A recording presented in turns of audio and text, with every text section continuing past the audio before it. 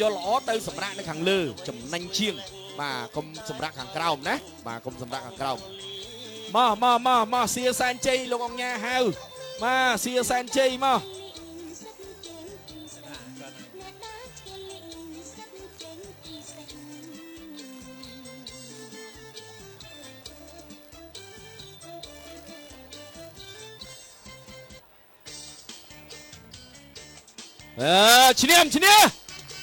ឈ្នះអត់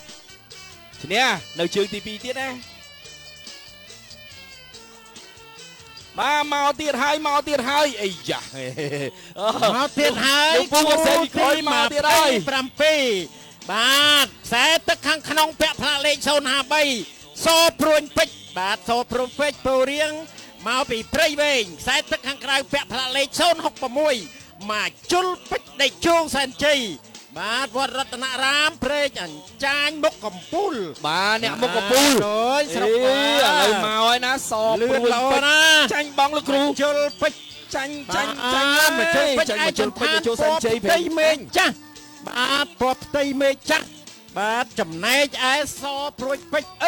អ្នកដកវិញហើយតង់បាទឥឡូវដកវិញហើយដកឥឡូវយើងរងចាំមើលនេះ100មើលយ៉ាងម៉េចទៅហើយក៏70ម៉ែត្របាទខាងក្រៅបាទមិនតន់មកជុលពេជ្រនេះ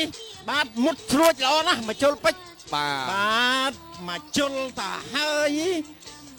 ស្រួចទាំងមុតមកជុលស្រួចទាំងលបឿនលឿនបាទដាច់សម្រស់ក៏កាន់តែល្អបាទមកជុលពេជ្រដែលជុលសែនជ័យដែលមកពីបាទភេងចាញមុខកពូលទទួលជ័យជំនះទៅលើ